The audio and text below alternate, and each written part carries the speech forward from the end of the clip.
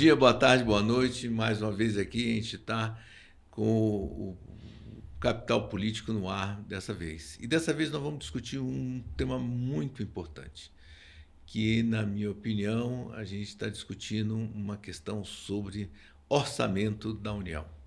E nós vamos ter aqui, tá com a gente aqui, o Dr. Paulo Bijos, tá certo? Que é um consultor do Congresso Nacional, especialista em orçamento e que vai contribuir e esclarecer as nossas dúvidas aqui. Paulo, muito obrigado por estar aqui e eu gostaria que você se apresentasse. Eu que agradeço, João. Obrigado pelo convite. É um prazer participar do debate público aqui pelo seu canal do Capital Político. Bom, meu nome é Paulo Bijos, eu sou consultor de orçamento da Câmara dos Deputados e busco contribuir, sempre que possível, para o debate público com alguns esclarecimentos, porque essa matéria orçamentária realmente demanda alguns pontos aí de pouca compreensão, um tema muito árido, então a gente busca contribuir nesse sentido para o debate, né? Pô, muito obrigado por estar aqui. Eu acho que esse é um tema importante, porque a gente vê aí as taxas de juros subindo. Sim. Cada dia mais as pessoas preocupadas com o equilíbrio fiscal, a boa eficiência dos gastos públicos, e cada dia a gente fica mais preocupado. E a gente precisa ver essa visão.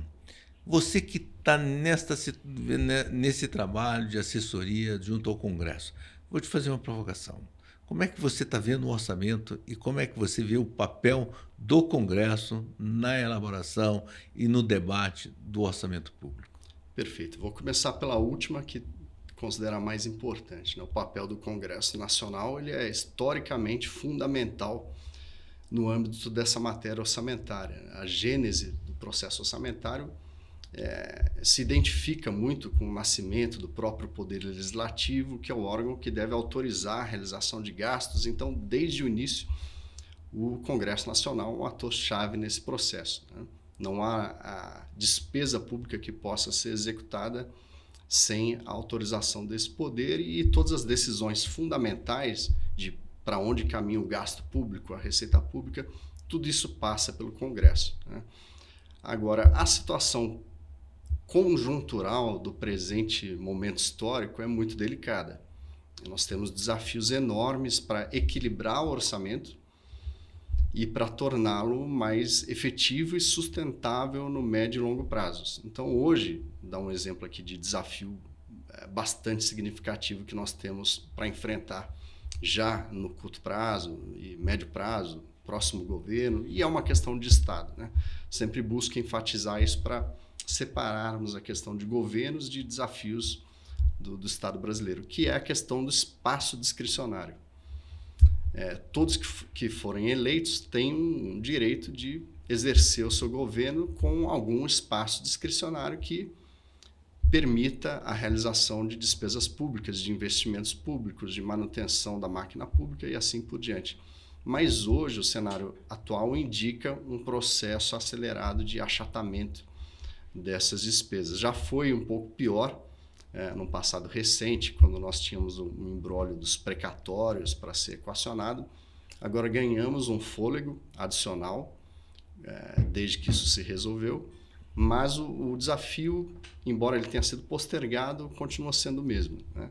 Para governar é preciso discricionárias e para preservá-las vai ser preciso enfrentar a trajetória de crescimento das despesas obrigatórias, né? Então vamos lá, vamos começar aqui só para a gente esclarecer um pouquinho. Você colocou que tem os recursos discricionários e as despesas obrigatórias. Perfeito. Dá para você explicar um pouquinho o que são as despesas obrigatórias e como está essa situação, para depois a gente entrar vocês detalhar um pouquinho o que é o discricionário? Vamos lá. Então, hoje, nós temos o seguinte retrato, né? Nossa despesa primária, que é essa, tirando a despesa financeira, com juros, etc., o quadro geral é o seguinte: 90%, pouco mais de 90% dessa despesa orçamentária federal primária é ocupada por despesas obrigatórias. E sobra só cerca de 10% para as despesas discricionárias, que são as de livre alocação, né? Não são pré-determinadas, não são despesas legisladas. não foi a Constituição que exigiu que elas existam, ou leis infraconstitucionais. Então, por exemplo, Previdência. Previdência pública e privada, RGPS, assim por diante, é uma despesa obrigatória. E, por sinal, é a maior das despesas obrigatórias. Despesas com pessoal, despesa obrigatória. Despesas do Bolsa Família, BPC, seguro-desemprego, por aí vai. Isso tudo compõe esse montante das despesas obrigatórias. Depois que a gente deduz essa parcela, que é de despesa legislada, então vai ter uma margem para livre alocação de despesas, por exemplo, realização de investimentos públicos, até o mesmo custeio da máquina administrativa, programas sociais que não estão classificados como despesas obrigatórias e assim por diante. Essa é a margem que está sendo achatada. Então, o que você está dizendo é que essa margem está achatada, cada dia está ficando menor. Cada dia menor. E como é que a gente vai fazer na hora que isso não der caminho? Mais dívida? Não, o caminho vai ser a realização de reformas, né? Acho que hoje, se eu fosse eleger assim, um principal ponto na agenda pública do país são reformas estruturais. No final de 2024, já foi realizado um conjunto de reformas significativo com aquele programa Brasil Mais Forte, que tentou, de certa forma, domar um pouco melhor esse crescimento das despesas obrigatórias. Elas vão continuar crescendo, até pela força da natureza, a transição demográfica, o envelhecimento populacional do país, mas é preciso desacelerar esse ritmo de crescimento da despesa. Então, novas reformas certamente serão necessárias. Quais? Principal delas, eu começaria por Previdência, né? Porque se a gente coloca hoje essas despesas obrigatórias em ordem decrescente de valor, a maior ação orçamentária obrigatória é a despesa com Previdência. Tem até um código para essa ação orçamentária, ação 00SJ. É a campeã das despesas obrigatórias. Bom, o que determina o crescimento dessa despesa? Em larga medida, é a própria força da natureza, a transição demográfica e o envelhecimento populacional. E se a gente fizer uma retrospectiva histórica, em 88, por exemplo, quando a Constituição foi promulgada, as despesas previdenciárias equivaliam a cerca de 2,5% do PIB. Hoje, elas já estão em cerca de 8,5% do PIB. E a perspectiva é que, para o final do século, elas cheguem a 17% do PIB. O que explica isso? Bom, em primeiro lugar, o quantitativo de idosos vai aumentar muito nesse período, mas, para além disso, as regras do jogo que condicionam a dinâmica dessa despesa. Uma delas é a indexação dos pisos previdenciários ao salário mínimo. Essa é uma questão que acho que a sociedade vai ter que discutir. E também as próprias regras paramétricas, né? Então, por exemplo, nós temos hoje uma elevada heterogeneidade de idades mínimas de aposentadoria, seja de gênero, homem e mulher, idades diferentes, urbano-rural, idades distintas, civis e militar. Esse também é um tema que pode ser endereçado. Mas eu falei só da maior despesa, tem várias outras abaixo dela que também mereceriam ser reformadas, né? Quer dizer, então, o que você está querendo dizer para a gente que uma pergunta lá, que hoje, há algum tempo atrás, foi mérito, era ter um teto de gasto. Sim. O teto de gasto é compatível com esse crescimento dessas dívidas? E qual é a consequência de ter um teto de gasto? O teto de gasto tem um papel importante, né? Desde que ele foi instituído em 2016, primeiro para sinalizar que nós temos uma limitação. A despesa não pode crescer aceleradamente mais do que o denominador, que é o PIB, né? Sempre que a despesa cresce a uma taxa superior ao do crescimento do PIB, nós temos esse descompasso orçamentário preocupante. Na época, o diagnóstico que deu origem ao teto de gastos é que a despesa primária vinha crescendo a um ritmo médio de 6% ao ano. Como o PIB não crescia a 6% ao ano, a despesa com proporção do PIB estava assumindo uma trajetória insustentável. Então, foi importante para sinalizar, olha, precisamos de um freio de arrumação nesse processo. Isso teve um enorme impacto sobre a curva de juros, né? Os juros eram a meta Selic próxima a 14,25% ao ano, foi para 6,5% ao ano rapidamente. Mas já se tinha consciência de que o teto é apenas a casca, né? É preciso compreender a dinâmica do recheio que faz a despesa crescer e que, para o teto ser sustentável, seriam necessárias várias reformas, inclusive a da Previdência, que foi feita ao final, em 2019. Né? Mas ele é um sinalizador. O atual teto 2.0, o novo arcabouço fiscal, também tem contribuído para esse processo para dizer, olha, a despesa pública não vai, como no passado, ficar crescendo 6% ao ano em termos reais. Tem uma limitação de 2,5%, isso foi muito importante também. Mas, de novo, para ele ser sustentável, e a sustentabilidade acho que é a questão-chave, serão necessárias várias reformas do lado da despesa. Né? Tá legal. Você está colocando o seguinte, olha só, o governo, o Lula, quando ele assumiu, ele vinculou um crescimento ao salário mínimo real, um ganho real ao salário mínimo, e que está vinculado ao ganho da Previdência. Então, quer dizer que você está colocando o seguinte, além da quantidade de pessoas que vão ficar velhas, mais esse ganho real, inclusive para o aposentado, é um grande problema. É uma questão, é um desafio muito preocupante, porque a indexação de pisos previdenciários ao salário mínimo, metaforicamente, é como se fosse o botão do turbo do carro. O carro já está caminhando em ritmos acelerados, o envelhecimento populacional já é forte, e quando eu indexo esses gastos ao salário mínimo, o turbo é acionado, o carro anda ainda mais rápido. Então, a primeira medida que eu entendo seria importante a ser adotada é desacionar, desligar esse botão do turbo, né? Tirar a indexação, o que não impede, é muito importante esclarecer, que o salário mínimo, autonomamente, continue a crescer. A questão é que ele seria uma política desindexada da Previdência. Ele poderia ser, e é importante que haja valorização do salário mínimo, mas isso deixaria de afetar as contas públicas com a desindexação. Uma das coisas que vem hoje, muita crítica além disso, é a utilização de subterfúgios para tirar o dinheiro do orçamento e criar gastos discricionários sem estar dentro do teto. Isso acontece? É uma questão bastante técnica. Tem casos e casos, né? Tem uma salada de situações aqui. Acho que é importante separar o joio do trigo. A gente pode pegar um exemplo mais recente, né? Dessa série aí de questões controversas. Essa semana vai ser inaugurado o programa Mover Alto na modalidade taxistas e motoristas de aplicativo, né? E aí se incluiu no orçamento uma despesa de 30 bilhões a mais, já foi autorizada por um crédito extraordinário, e a sociedade pode olhar para isso e estranhar, né? Falar, bom, peraí, se eu tenho um teto de gastos, um limite, que hoje é da ordem de 2 trilhões e 300 bilhões para o Poder Executivo, mais precisamente 2 trilhões e 298 bi. Então, um número fixo. Esse é o nosso teto de gastos atual, vamos dizer, a regra do novo arcabouço.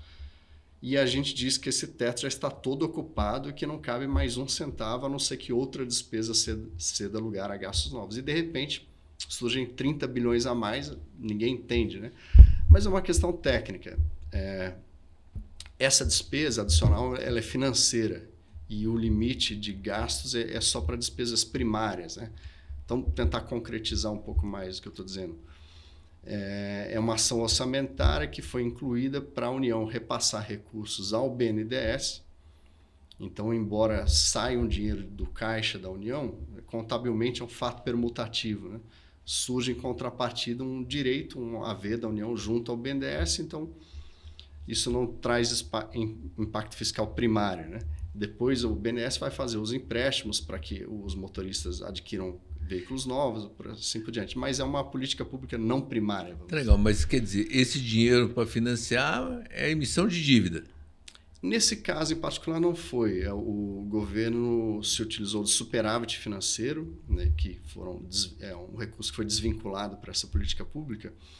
Mas a questão que surge é a seguinte, olha, quando eu retiro um superávit financeiro, um recurso em caixa, que teria um custo de oportunidade de ser aplicado à Selic, e agora eu repasso para o BNDES, eu vou ter um subsídio creditício, que é outra coisa técnica, e que vai ter algum impacto fiscal.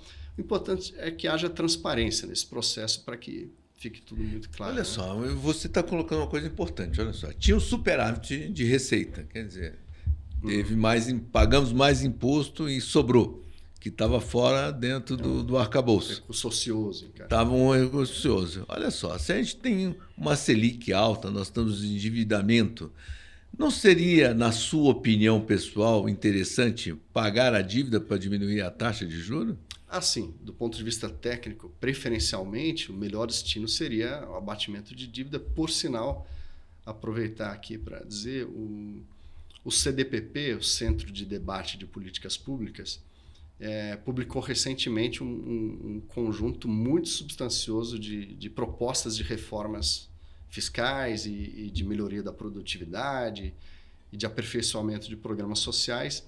E tem lá assim, uma grande quantidade de propostas de reformas.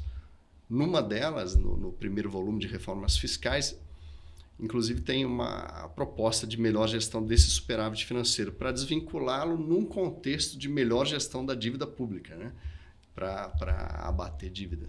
Quando eu faço essa pergunta de abater dívida, né, e você falou dos recursos discricionários, né, a gente vai ter que ter a gente vai estar dentro de uma sistemática. Ou a gente vai querer juros altos, continuar aumentando o déficit fiscal cada dia mais, pagando juros altos, ou tentar colocar isso de uma forma viável para o Brasil poder crescer.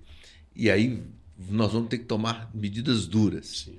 Tá certo? Para tomar essas medidas duras, nós vamos ter que discutir o que é prioridade. Sim. Você, como um analista de orçamento e discussão de políticas públicas, como é que você vê isto?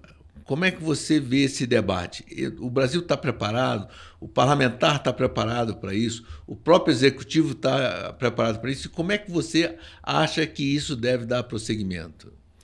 Esse é o grande desafio do presente, né? Criar essa massa crítica, esse convencimento, idealmente antes que a realidade se imponha, né? Então, acho que parte do esclarecimento para a sociedade de convencimento tem a ver com a ideia de que, olha, a sociedade toda vai ganhar com reformas fiscais, né? O lado positivo é que a gente já tem histórico de como isso acontece. Então, um exemplo que eu dei do teto de gastos, quando sinalizou que ia alterar a trajetória do gasto público e derrubou a taxa de juros, logo depois tem um segundo movimento que é menos comentado, quando a reforma da Previdência, então a taxa de juros tinha ido para 6,5% ao ano, ficou ali por um período. Quando a reforma da Previdência foi aprovada na Câmara dos Deputados, logo ali no início do segundo semestre de 2019, a taxa de juros caiu ainda mais, foi para em torno de 4%. Depois veio a pandemia, derrubou para 2%. Mas antes mesmo da pandemia já se experimentou um movimento de queda. Então, isso eu estou trazendo esse ponto para dizer, olha, reformas fiscais podem parecer algo duro, difícil para a sociedade compreender, mas todos nós ganhamos com esse efeito de queda de juros, por aí vai. E dizer o seguinte, olha, para a gente ter sustentabilidade, né, o nosso déficit previdenciário hoje, mantidas as condições atuais, não se tornará sustentável. E o Brasil, de década em década, vem fazendo uma reforma previdenciária. Por isso que eu acho que temos essa esperança de que as coisas vão acontecer. Na década de 90, fizemos uma reforma, em 98, ali com o Fernando Henrique, né? No início do século XXI, 2003, o Lula I fez a sua reforma da Previdência também. Agora, em 2019, no governo Bolsonaro, teve uma terceira reforma. Não tem dúvidas de que teremos uma quarta e assim por diante, idealmente agora na década de 20. Né? Tá, mas vamos lá, olha só. Temos que fazer a reforma. Mas a gente também tem muito subsídio, muito incentivo fiscal, tá certo? Para tentar equalizar, isso também vai ter que ser discutido. Sem dúvida. E aí, a pergunta que eu faço, esse é um trabalho que o Congresso está preparado para ver essa eficiência de gasto e o custo-benefício de cada um deles? Acho que isso está acontecendo. Talvez não na velocidade que o país precise, né? Mas é uma questão que cabe à classe política decidir quando e como, mas tecnicamente eu identifico que já há um movimento importante que foi feito agora, no final do ano passado, com o corte linear dos gastos tributários infraconstitucionais, de 10%. Né?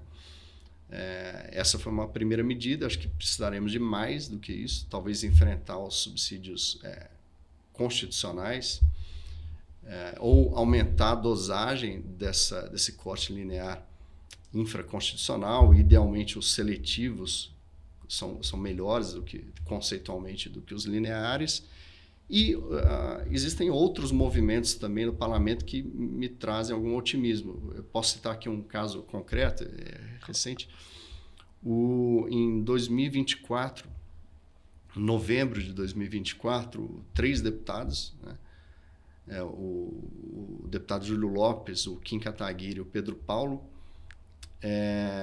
protocolaram uma proposta de PEC, de proposta de emenda à Constituição, para promover algumas reformas fiscais bastante importantes. A da desindexação de despesas, de desvinculação também de despesas a receitas, corte de subsídios tributários. Essa PEC estava até à frente do tempo nesse sentido, né?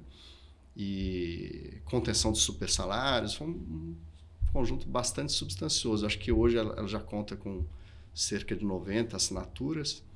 Pode ser um caminho importante a ser explorado aí nesse futuro próximo. Tá legal. Olha só, o que você está colocando, quer dizer, os parlamentares já estão começando a observar a necessidade e já está se preparando para esse debate e o amadurecimento desse debate. Tá certo? Então, assim, nós já falamos aqui, olha só, da Previdência, dos cortes dos subsídios, que também teve uma PEC uma vez que deu o comando para isso, sim, desse corte, sim, que deu esse comando lá atrás. Até tinha um nome engraçado, a PEC emergencial, não era... Era aquela que mirava voltar a 2% do PIB. Exatamente, né? Agora, o que a gente olha dentro desse processo, que você, dentro dessa PEC apresentada por esses 3 parlamentares, tá certo? Tá certo? Dentro desse contexto como um todo, você acha que o gasto, a eficiência do gasto, a forma como dado, a transparência, tá certo? Você acha que mesmo o recurso discricionário, ele é bem gasto? Falta muito ainda para a gente evoluir. É um movimento histórico que vem desde a década de 50 do século passado, que eu vou trazer aqui um conceito que eu defendo bastante, do orçamento por desempenho. Em língua inglesa é o performance budgeting, né? Essa ideia de tentar dar mais transparência a qual é o desempenho do gasto de cada recurso alocado. Nós temos alguns avanços importantes já conquistados. A própria forma de apresentar a peça orçamentária na forma de orçamento-programa já é um avanço, né? Quais são os programas de governo, seus indicadores, a conexão entre orçamento e PPA, plano plurianual, a lei de diretrizes orçamentárias fazendo vínculo a esses instrumentos. Já temos algum avanço, mas falta muito ainda, né? Nós não temos ainda a cultura de explicitar a priori, ex ante, qual o desempenho esperado do gasto público. Vou trazer aqui alguns exemplos de oportunidades perdidas. Quando nós discutimos o aumento ou a revinculação do piso da saúde à receita, isso trouxe um delta cifrão, um aumento de despesas substancioso. Nós não conseguimos comunicar para a sociedade ou traduzir isso. Olha, esse cifrão a mais, esse delta cifrão, corresponde a qual delta resultado esperado de antemão. Ou a grande, acentuada elevação da complementação de recursos da União ao Fundeb. É uma despesa que triplicou num curto espaço de tempo. Era uma despesa da ordem de 20 bilhões, foi para 70, mais do que triplicou. Então, um delta cifrão que também foi desacompanhado da informação, o que nós vamos entregar a mais, quais vão ser os resultados, as melhorias e indicadores educacionais, assim por diante. É uma grande avenida que nós temos aí pela frente, uma oportunidade de melhorar nosso processo orçamentário. Então vamos lá, deixa eu entender. O que você está colocando é o seguinte: hoje está se colocando dinheiro sem saber onde se quer chegar e como que vai chegar e qual vai ser o resultado daquilo para a sociedade. Vamos colocar assim. Eu estou colocando o seguinte: eu vou colocar dinheiro no Fundeb, que é o da educação. mas não tem um parâmetro lá para colocar assim, eu preciso de tantas salas de aula, eu preciso de tantos livros, e essas métricas, eu preciso fazer isso para que os alunos atendam com a idade tal, tem que saber isso, aquilo, é isso que você está colocando. Eu simplesmente coloco o recurso. Não vou dizer que é uma terra arrasada, né? Nós temos algumas condicionantes e até, eu diria que talvez até demais em termos de subvinculações. Então, hoje, no caso do Fundeb, você diz o seguinte, olha, era de 10% a complementação da União, foi para 23%, em termos absolutos mais que triplicou, embora em percentual não. Mas depois disso, você diz, olha, tanto por cento é para pagar salário e tem subvinculações, mas o resultado esperado mesmo, que eu digo uma avaliação de políticas públicas ex ante, isso é o que falta para nós. Eu vou colocar um triplo de dinheiro a mais, eu posso até ter regrinhas gerenciais de distribuição, de subvinculação, mas qual o resultado mesmo esperado? Nós temos algo no sentido de nosso arcabouço orçamentário, eu desenho programas, eles existem, tem indicadores, objetivos e metas, ok. Mas nós ainda falhamos muito nesse processo decisório de alocação de recursos adicionais. Esses dois exemplos, para mim, são muito ilustrativos, né? A gente está falando aqui de dezenas de bilhões a mais que foram para a saúde recentemente, para a educação, e nós não conseguimos identificar essa variação de resultado. A Secretaria de Orçamento Federal, a SOF, do Ministério do Planejamento, em 2023, tem buscado resgatar essa ideia de orçamento por desempenho, com uma agenda de modernização orçamentária, mas é um processo longo, né? Eles ainda estão começando a colher alguns frutos. Olha só, eu sou um cara polêmico, assim, eu falo muito, eu falo assim, hoje tem muita crítica, tá certo, às emendas parlamentares, que também são recursos discricionários. Onde os parlamentares podem colocar os recursos na educação, 50% é na saúde, na educação, em festa, em investimentos, em estradas, em praças, em tudo. A pergunta que eu faço, hoje, eu falo que, para mim, eu não sou contra a emenda parlamentar, desde que essa mensuração e objetivos de políticas públicas sejam colocados de forma clara para atingir isto, tá certo? Você acha que hoje essa métrica que está aí já serve de orientação para os parlamentares ou precisa mudar? Eu acho que poderia mudar. Eu, como servidor da Câmara dos Deputados, sempre busco contribuir para esse debate de uma maneira muito respeitosa e trazendo ideias técnicas para subsidiar alguns avanços possíveis. E eu digo isso sempre muito abertamente, já publiquei sobre isso, fui convidado para participar da audiência pública no Supremo sobre o tema também. A minha proposta é que nós reformulemos, e deixar muito claro, a ideia não é acabar com emendas, nada do tipo, né? Mas reformular essa governança legislativa orçamentária que nós temos hoje para um outro modelo, que eu proponho a migração, e sendo muito, de novo, né, muito modesto aqui, é um subsídio técnico que eu apresento para o processo político decisório, cabe então somente a eles julgar se essa proposta é conveniente ou não. A minha proposta é que nós migremos o nosso modelo hoje, que eu considero que é um modelo de baixa governança, eu digo pouca coordenação entre atores. Nós temos as emendas individuais, são bastante atomizadas, eu tenho 594 decisores pensando sozinhos, né? 513 deputados e 81 senadores. Tem as emendas de bancadas, 27 bancadas, e depois as emendas de comissões. O problema que eu vejo é que essas emendas não conversam entre si. No modelo que eu considero ideal, seria um modelo protagonizado pelas emendas de comissões temáticas. Aí nós teríamos maior chance de ter uma coordenação mais efetiva e uma maior aproximação entre orçamento público e políticas públicas, o debate de políticas públicas. Vou trazer um exemplo. Suponha que algum parlamentar quisesse apresentar uma emenda na área em favor do Ministério da Educação. Chegou a proposta orçamentária do Executivo, o parlamentar examinou isso e falou, olha, eu acho que precisa de algum ajuste aqui.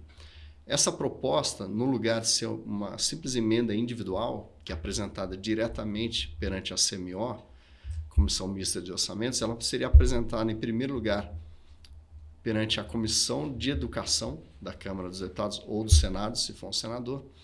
E essa comissão, essas comissões temáticas, avaliariam as várias propostas que eles recebessem à luz de um debate nacional, setorial, especializado em políticas públicas e aquele conjunto de propostas que fizesse sentido, aí assumiriam a forma de emendas a serem apresentadas perante a CMO. Em síntese, é um modelo que eu defendo. Olha só, eu vou te fazer uma provocação, tá certo? Olha só, eu acho isso legal. Eu acho que é um caminho, é um processo.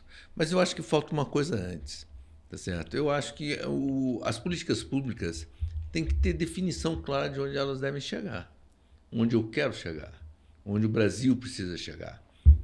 E ela tem que valer, mesmo com as suas diferenças regionais, de um lugar para o outro, eu tenho que tentar uniformizar isso, Sim, tá certo? Para sim. ter igualdade, para ter todo esse processo. Eu acho que falta esses parâmetros. Porque é o seguinte, olha só, a minha cidade tem uma deficiência, a sua tem outra. Eu posso ter colocado um dinheiro anterior, num ano, para uma meta e posso colocar dinheiro em outro para outra meta, desde que aquela já tenha sido concluída. Tá certo? Então é o seguinte, teria que ter esses parâmetros de política pública, que hoje falta uma clareza, uma objetividade, uma forma de você medir e falar, pode colocar nisso, não pode colocar aquilo. Eu vou tentar traduzir isso para uma forma, olha só. Se eu vou colocar, que eu quero colocar, que eu tenho que colocar 50% da saúde. Sim. Tá? Eu acho que a saúde tinha que ter parâmetros, tá certo? Claros e de uma política eficiente. Por exemplo, eu preciso saber quantos médicos eu preciso para atender uma população por área da medicina. Tá certo? Então, eu preciso saber qual é a meta, que eu tenho que erradicar uma doença, eu tenho que fazer uma prevenção. Tá certo? Isso tem que ser quantificado e a ser um objetivo e ter previamente colocado quanto recurso pode ser colocado para não ter exagero e mal gastos.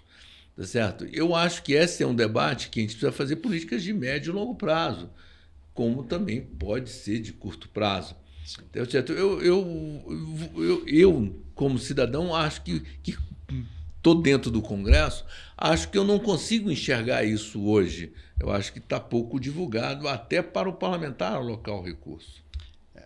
Perfeito. Eu estou de pleno acordo com esse diagnóstico e com essa proposta, né? E eu acho que ela casa bem com essa abordagem do orçamento por desempenho. E a palavra desempenho, né? Orçamento por desempenho, o que ela significa na prática? Existe uma tradução disso de uma maneira mais granular, que são os chamados 5 Es do desempenho, né? A economicidade, eficiência, eficácia, efetividade e equidade.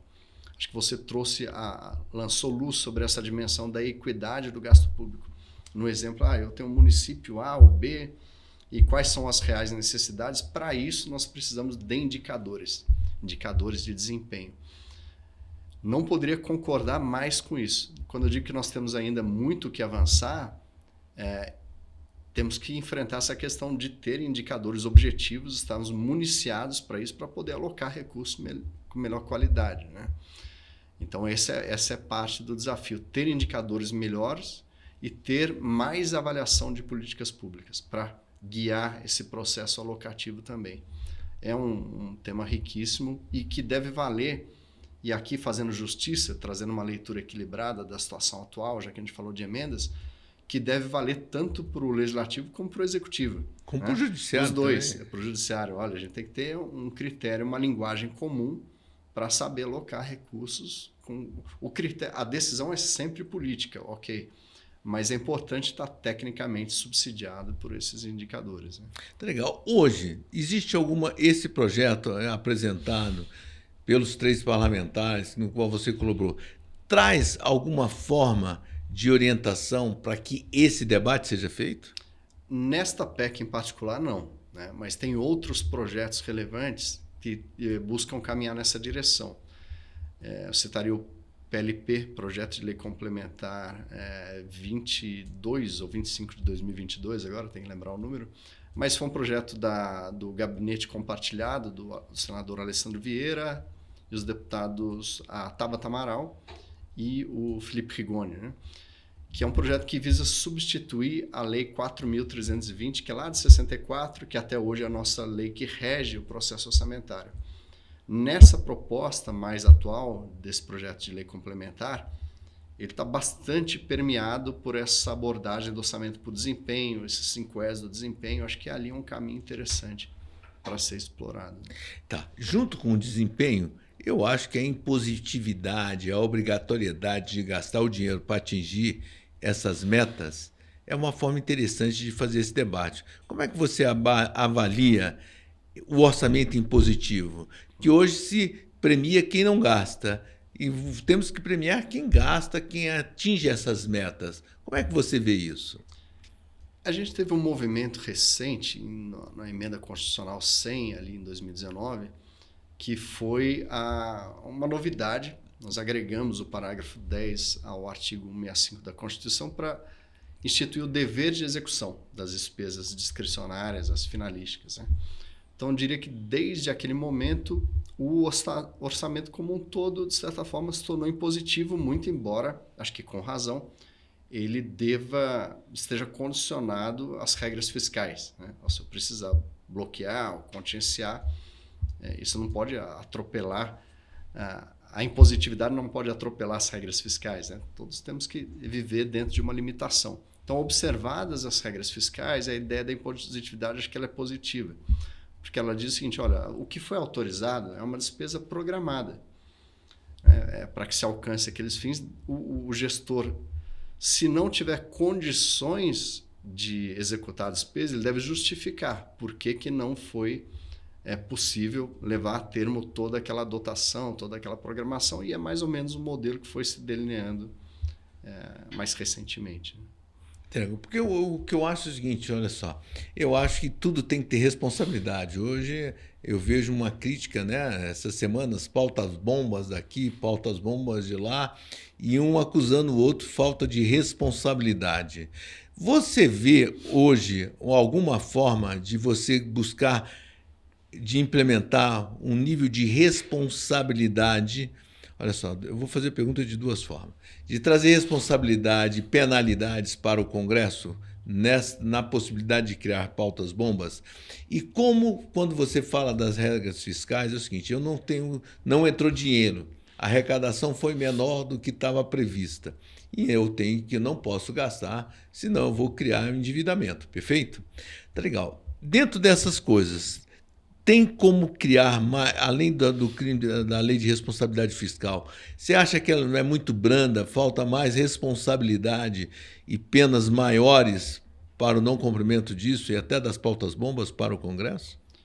Bom, eu não posso fazer julgamentos políticos, né, sobre os poderes constituídos, seja o Congresso, o Executivo ou o Judiciário, mas o que eu posso dizer como técnico é que nós temos uma fragilidade institucional. Isso é um fato, né? E que acho que caberá aos 3 poderes buscar uma solução. Às vezes isso ocorre de uma maneira mais dialogada, outras vezes de uma maneira um pouco mais tensionada, e com a judicialização de algum projeto de lei que não observou algum requisito de compensação, de estimativa de gasto, etc. Mas eu não quero entrar em casos concretos conjunturais. O que eu acho que eu posso contribuir com um debate estrutural. Nosso arcabouço ainda contém fragilidades. Então, temos uma lei de responsabilidade fiscal, ok, mas as suas disposições atinentes à estimativa de gastos ou compensação, sobretudo, elas se aplicam a proposições, a projetos de lei, medidas provisórias, tudo que é infraconstitucional. Mas isso não alcança PEC, por exemplo, proposta de emenda à Constituição.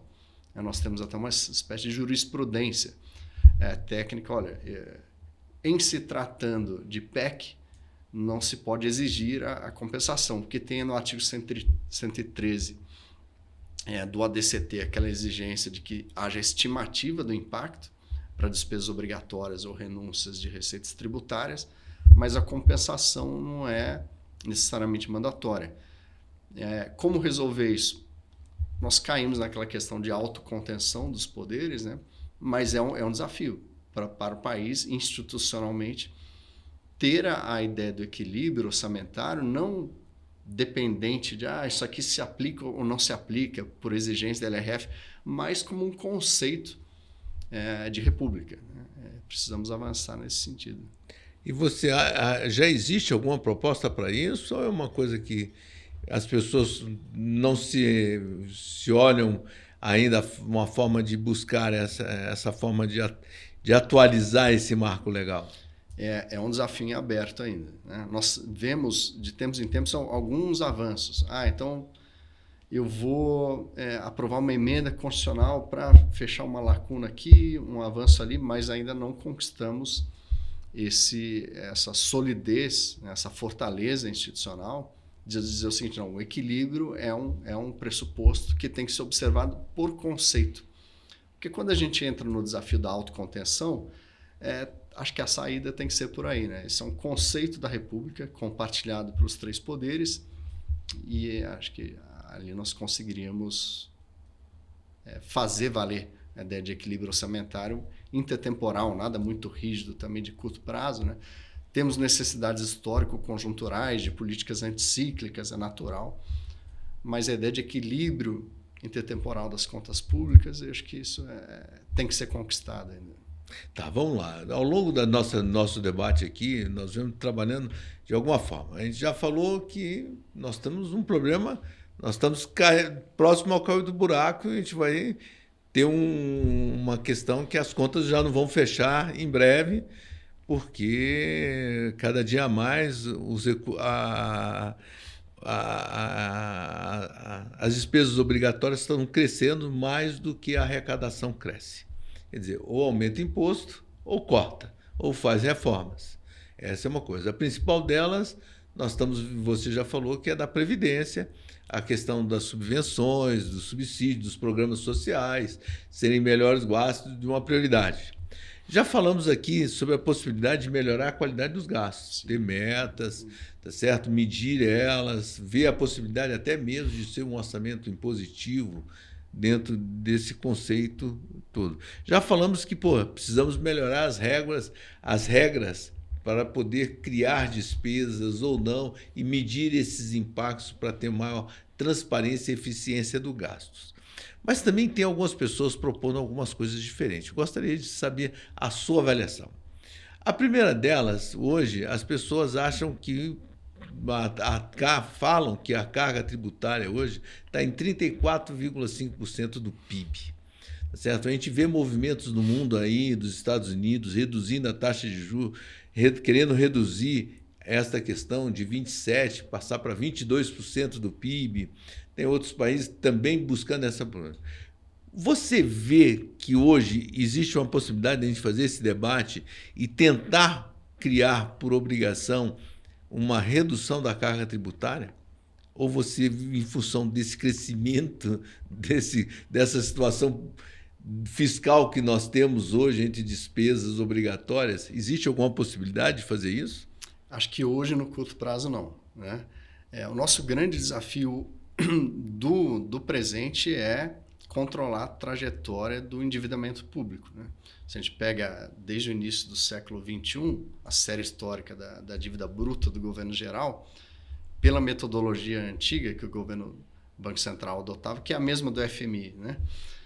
A gente vê que a dívida pública só se tornou um problema a partir de 2015. Ela vinha até caindo ali lentamente, com alguns sobressaltos, mas em 2015 e 2016, com aquela aguda recessão econômica, caiu o denominador, a razão dívida PIB, o PIB derreteu, caiu quase 7% no acumulado de um biênio.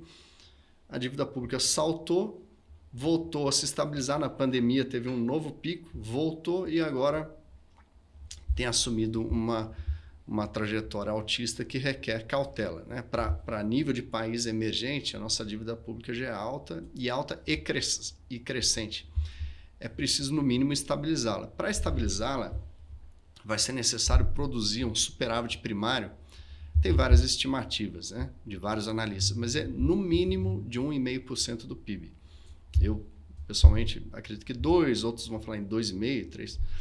Mas vamos considerar a premissa mais benevolente, mais conservadora de um superávit requerido de 1,5% do PIB. Hoje, nós convivemos com um déficit primário estrutural que gravita em torno de 0,5% do PIB. Se eu estou com menos meio e preciso fazer mais 1,5%, a distância é de 2 pontos percentuais do PIB, o que equivale a quase 300 bilhões de reais por ano.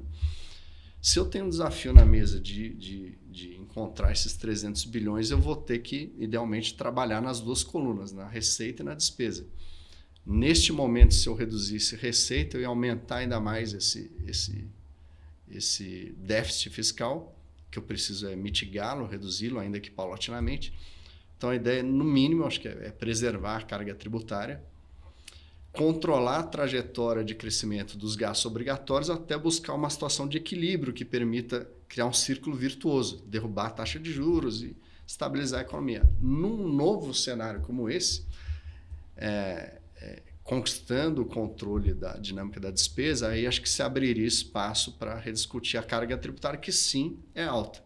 É muito mais alta do que a de países emergentes e quase colada ali na média da OCDE, que é majoritariamente constituída por países ricos. Né?